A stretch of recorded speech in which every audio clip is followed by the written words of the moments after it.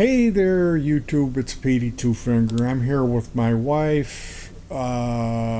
Beautiful summer day. Actually, today is It's fall. no longer. Yeah, we're right on the equinox. We're right on the cusp. This is the autumnal equinox, is what it is. September 21st. Imagine, if you will, a summertime, but a special summertime. The most, how would you say, peaceful, peace and love, they say. Imagine being born one day late and missing. This is what you're born into. The summer, well, it's not love.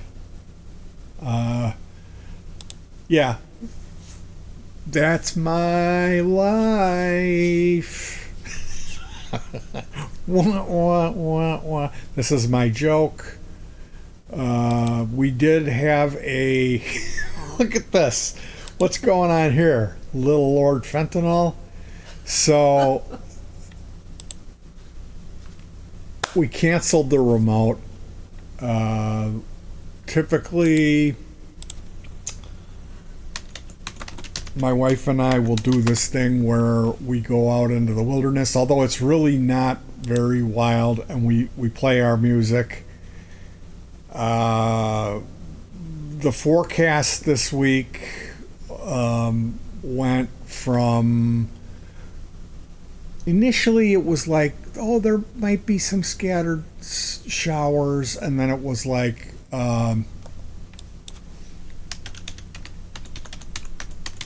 yeah, we canceled the remote because as it got closer to the date, the weather looked like it was going to be raining all night and morning, and then it would let up long enough for us to get over there and get set up.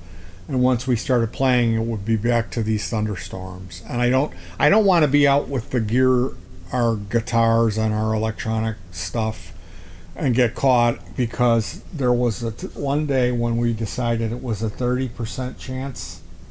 Oh, that, yeah. 30% chance, and we went out, and That was when we weren't going to play music, but we were going to do a family thing outside. Yes, and we literally opened the trunk and took a chair out or something, and then it just started pouring. Yeah. So we and it was up. it was like it was like this. It was like one of those rains that it's like, okay, there is a supreme being and he wants to drown us. You know, God made 5 covenants. If you go back and look in the Bible, the first was to Adam and Eve. The second was to Moses. The third was, I think, King Solomon, and then he did one. I think he skipped Noah. With Noah, and then when Jesus came. So, also in the Bible today is what's known as Feast of Trumpets. And I like learning about this. It's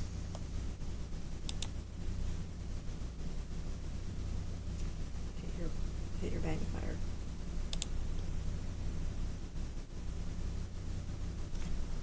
it's Hash Roshana. This is where you smoke up on this lion hash. Actually, it's the Feast of the Trumpets, celebrating God's creation, and marks the beginning of the days of awe. Yes, ladies and gentlemen, these are the beginning of the days that are going to be awesome. And you need to repent. And then there's Yom Kippur, which is another holy day, and it just keeps going on and on from there. We did celebrate. The feast part of it was every year I like to have this hot chicken dish. General Tso's chicken. General Tso. General Tao. However you say it. It's not really Chinese food, is it? I don't think so. It's not really a Chinese dish. It's American, right? Yeah, Isn't I it think something so. that some guy in a bar or like a fast food kitchen made up? Yeah, I think that's what I heard. What's the backstory on it? There's supposed to be a general, and he's going into battle the next day, and it's probably going to be a lot of his men are going to die in this battle. So he's got to have some hot chicken dish. So he tells the cooks, see those chickens over there? Yeah. We need to get those chickens and some of the hottest peppers you have, because I want to make sure that my men have this meal tonight. It's going to make sure they have cramp and diarrhea from the battle tomorrow. So if they want it to end, they're going to be so sick in their intestines. They're going to be praying for a quick, painless death on the battlefield. And typically, it's as I get older, I try to stretch the thing out and milk it for all it is. So it turns into like a week-long celebration where I'm getting my way and eating things that are not healthy for me. Typically, I know I've had the beef birds. That's something I really love. But this year, again, we actually did yesterday, and thank you so much for making it, honey. I know out of all the things in our repertoire of our recipes that we like to make, this is the dish that takes the most preparation and care, and it's just the biggest chore, right? And the bran muffins to go with it. And the bran muffins to go with it. So those brands in the milk. This is one of those things where you have to make a list. Yeah. As part of pulling it off.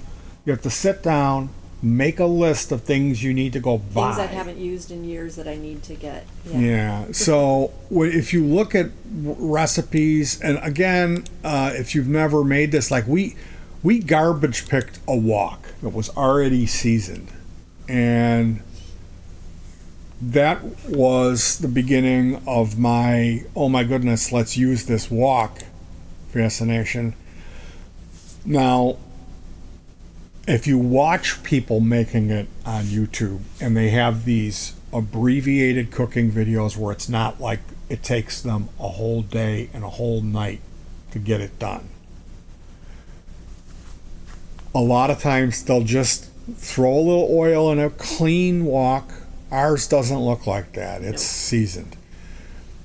They throw a little oil in, and they have some pre-chopped. They have a jar with some garlic. They throw it in there. They have a jar with the ginger. They throw that in there. They stir it around twice with a rubber spatula, and then they toss in 5 chili arboles. Now, if the chili arboles, like if you notice on this page, they all kind of look a little bit different color. I think the ones we had were smaller and brighter red, but and we've had this before where it's so hot that when you serve the dish, especially the first time, the leftovers, it loses a little bit of a kick. So and again, it depends on how you're preparing it. If you just heat up the oil a little bit, right, if you just put them in there and that's it. No. Yeah. What do you do? I get the oil hot, and then I put the peppers in. And so it's just the oil and just the peppers in the wok. You're just supposed to have 1 to 2 tablespoons of the oil in there. So it's a little bit of oil, and you get it really hot. You can't burn it. You have to get it hot. You can't just have it not hot. So just before it's going to smoke. Maybe, yeah. And then you put the peppers in, and I kind of mix them just a little bit around, and then I just kind of if I can smell them a little bit. You'll know that the Caspasane oil is being extracted and then from I take them out right away because you don't want to burn. So you're making oil. Infused oil. Yes. So you could just get infused oil. Possibly. Yeah. If that's such a thing that they sell, yeah. Anyway, like in this recipe, he puts 5 of these in, but he just warms it up. And then on top of it, he gives some healthy shakes of crushed red pepper. Yesterday, what we had here, it was so hot that my nose immediately, I had a considerable pile of tissues because when the food is that hot, it'll turn my faucet on. So yeah, if you've never made this, don't make it at home. Just go and buy it at the Chinese store.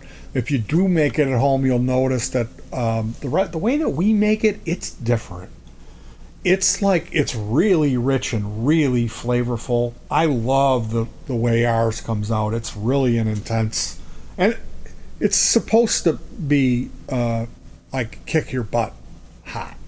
It's supposed to be not just a little bit spicy. It's supposed to kick your butt. So yeah, thank you so much. I know if when it's that hot, I'll be like make a big deal out of it the first day, but you keep saying it was good though. Oh no, it's so great hot. When it's hot. It's just that I would never expect it to be that you only used 5 of those little peppers to get that amount of heat in that big dish. So yeah, highly recommended food. The leftovers are great. They don't taste like leftovers. My only complaint with it is that I never got enough rice. It's so powerful, and you give me so much of it. I would need like a huge thing of rice to go with it because it's really powerful stuff. So yeah, I wanted to talk about the Spinal Tap sequel is out. Cheese Festival, or Jurgen cross-country cheese rolling, requiring years of experience to handle these 100-pound wheels of Edam.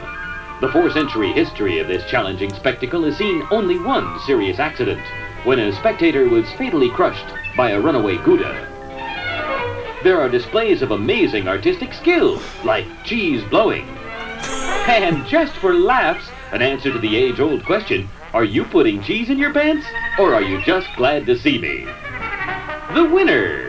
And as the jubilant day fades into another suicide-filled Scandinavian evening, the festival goers crown the king and queen, truly the royalty of cheese. Spinal Tap. I remember when this came out, and, well, first of all, when did it come out? 84, right here. 84. 1984. So I was in junior year. Yeah. When did you see it? I don't think I saw it until the video that you gave me. So what was the story? We met and we were dating? No, we were not dating. We met and you were probably sweet on me. I don't know, and you gave me that tape in a paper bag to watch. So I took it, and my best friend was in town, and I was a senior, and we watched it, and I thought it was funny, and she didn't laugh at all, at all. That was your friend. She didn't like it. She didn't get it, I think. Yeah. So I thought it was funny. You thought it was funny. Yeah, I laughed, and I remember looking over at her when I'd be laughing, and she wasn't laughing. Yeah, I remember the same thing. I remember when this came out, I used to love to watch Siskel and Ebert because they would show you scenes from the movies when they reviewed them. So, like when Star Wars came out, that show must have done really well because the channel 11 here in Chicago, WTTW, they replayed that Siskel and Ebert Star Wars episode so many times to promote Star Wars, and because they were getting Star Wars was such a huge cultural phenomenon. Even if anything about Star Wars was on TV, people were tuning in and going crazy for it. So I remember Star Wars being the first time where I became conscious that that show, Siskel and Ebert at the Movies, was on more than once during the week. It was on twice. Well, it used to be on like two different. It was on Channel 11 at one point. It was called Sneak Previews, I think, and then it went to Channel 2. It was called At the Movies or something like that. Yeah, right. Years of what anything. Back then, there was nothing better than watching Siskel and Ebert, and Gene Siskel loved this movie. As a matter of fact, no, Roger Ebert loved this movie. Oh, I got him confused. the portly gentleman who lost his jaw, Roger Ebert. Roger, you should just go, if you're a fan of Spinal Tap, the two things that are more important than anything else that I'm going to say in these videos. If you're a Spinal Tap fan and you haven't seen the At the Movies review, also the work print. I believe Criterion, and this was released a while back, the Criterion version of Spinal Tap. This is a movie company that they put these Blu-rays and DVDs out, and they have expanded. There was a rough draft made for Spinal Tap that's like a 16 millimeter print of this movie. They call it the work print, and it's 4 hours long. And I believe that work print includes the footage from the actual. I can't. It's been so long since I saw that work print. Like, it's like 20 years ago I saw it. Mm-hmm.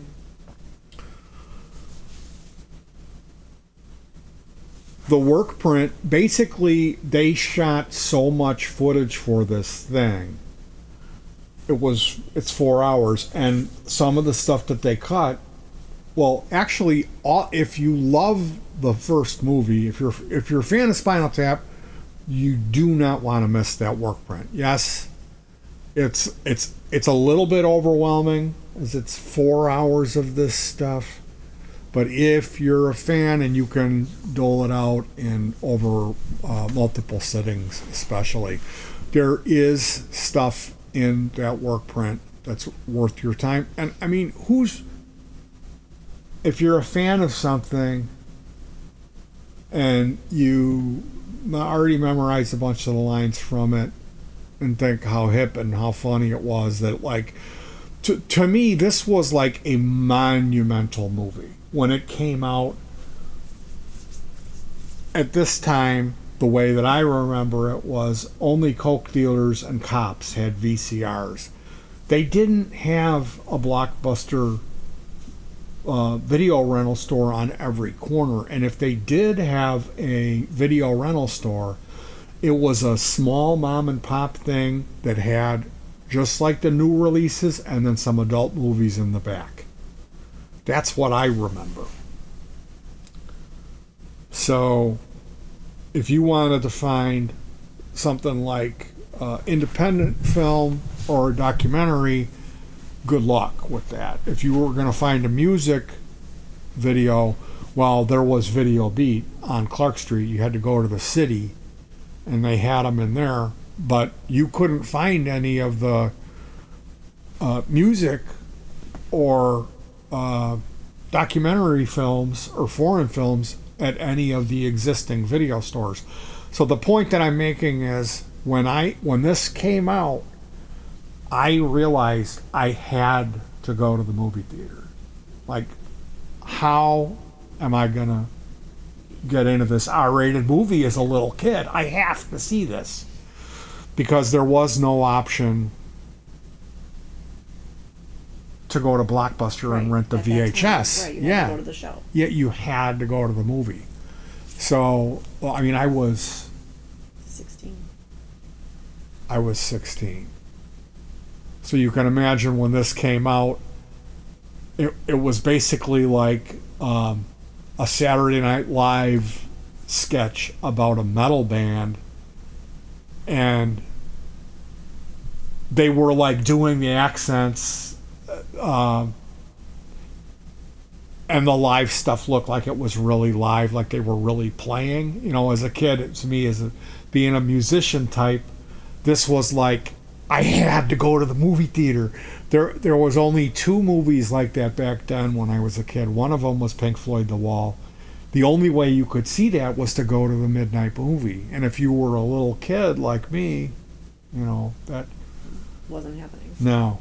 No, I had to ride my bike a couple miles to go into the video store and like put a cash deposit down, and then I'm in there for a long time, and I'm really nervous because I'm renting an R-rated movie, and the guy who owned the video store was our neighbor, like we kind of knew him, and I brought the thing up. I was in the store for like an hour before I brought it up, and I finally bring this thing up, and he goes, "Oh, this movie?" He was like, "Oh my God, anything but this." He was like really like offended Disgusting.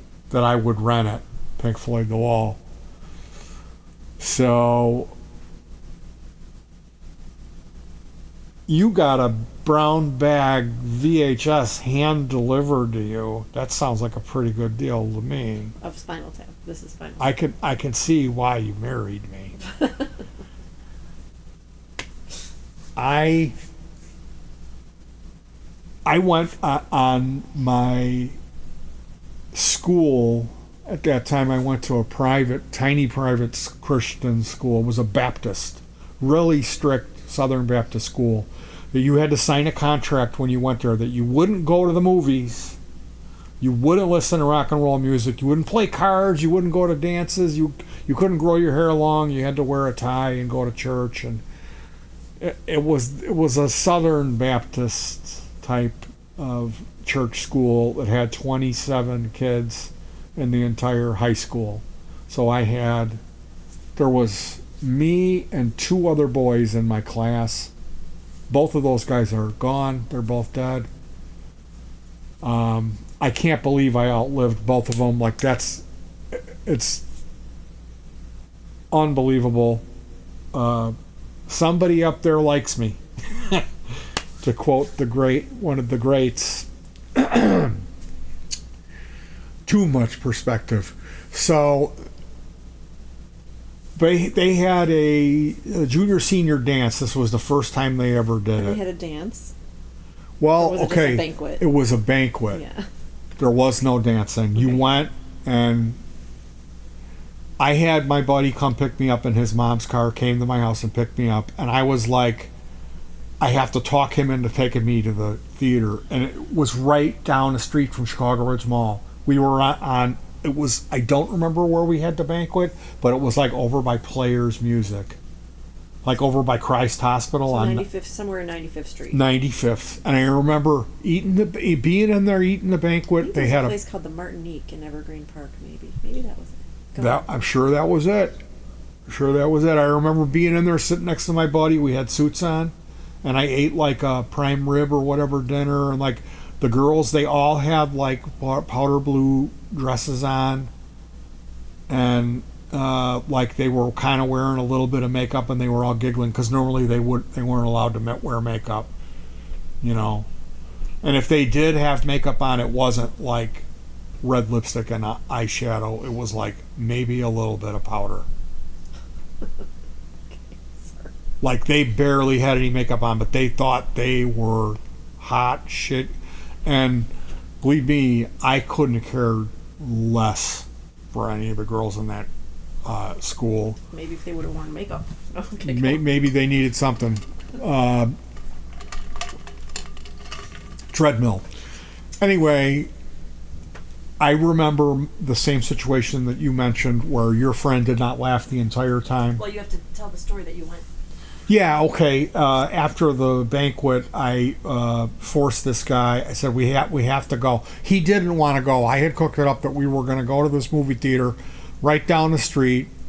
It was $6 for the ticket or whatever, and basically the movie started like 15 minutes after the banquet ended, and we left the banquet early. So we were in his car driving towards this movie theater, and it's an R-rated movie, and he was like, no, I don't want to go. And I'm like, dude, like I had to force him. I had to force him to take me to the movie theater. And then finally he came in with me and bought a ticket, and he refused to laugh even one time at it.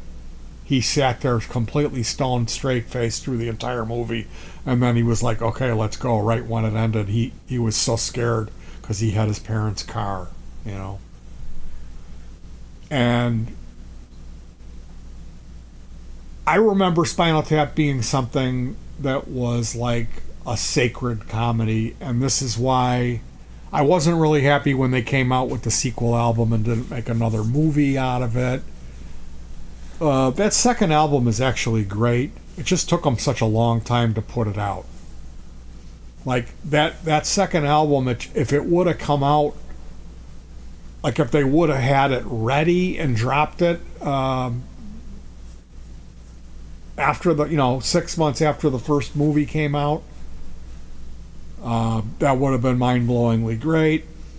I really don't know how I feel about this sequel. And I want to be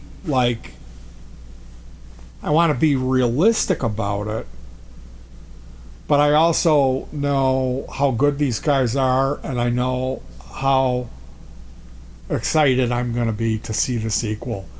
So I'm not going to trash on it. I heard people were giving it mediocre reviews, and I was like, I heard it's not so good, but I'm actually really holding out that even if it's one of the unfunnier of the things that Christopher Guest did, it's still going to be good enough that where I'm going to be laughing out loud, and I'm going to get off on it, and I'm going to enjoy it. Because I loved Waiting for Guffman. I loved Mighty Wind. Best in Show. And Best in Show. I enjoyed all of those movies immensely the first time that I saw it. I think Waiting for Guffman is my favorite, because you actually get this the full performance. Like in Spinal Tap, you're getting just segments of the songs. You're not getting the whole piece.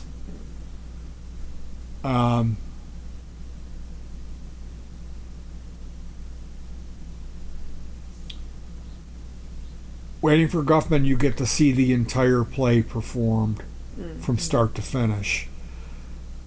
The movie is about them preparing for this play, then they perform it, and then they show the aftermath of the play. Now, there is some side to this where it's like I heard there's been just a bunch of people doing videos on this subject, and I saw it came up that Ozzy Osbourne, Steven Tyler, there were other people that didn't like it because it was mocking them. It was mean-spirited. And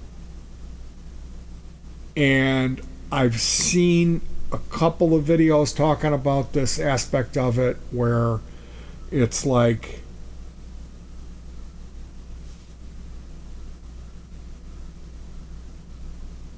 this is insincere and it's picking people apart and goofing. You're not laughing with them, you're laughing at them. This type of thing. On the other hand, musicians, that entire thing, show business, it's such an unbelievable circus and tragic reality that of course it deserves to be lampooned. Of course. That by the time 1984, it's a miracle that somebody didn't think to make this a Spinal Tap 10, 15 years prior to that. So yeah, I'm a massive Spinal Tap fan. I watched this the other day, the original one, in like 2 settings. I don't think I finished it. And ultimately, if you're a fan, you need to track down that long work print and schedule some separate, watch it in like three sittings. I remember the thing with, they invite the limo driver. They smoke weed with the limo driver. Artie or whatever, isn't it Artie? No, that's Paul Schaefer, Oh, is right, Artie right. Fufkin. Oh, Kick yeah. my ass. Kick a man's ass for me. I'm thinking of the guy who played him. I can't even remember his real name. Yeah, well, he's a similar type of guy. Yeah, yeah. He's the New York guy. Little guy He's with the Frank brown hair. Sinatra fan. Yeah. There's a really long scene with him. It's one of the reasons that working cut is 4 hours long.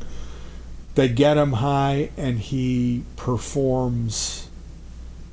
He sings a Frank Sinatra song, but he's standing in his underwear the whole time, and he does this like really good impersonation of Frank Sinatra where he stands there and does an a cappella, and when he finishes, they're all like almost in tears, and they're all like he gets an unbelievable applause from the band. They're all in bed with groupies.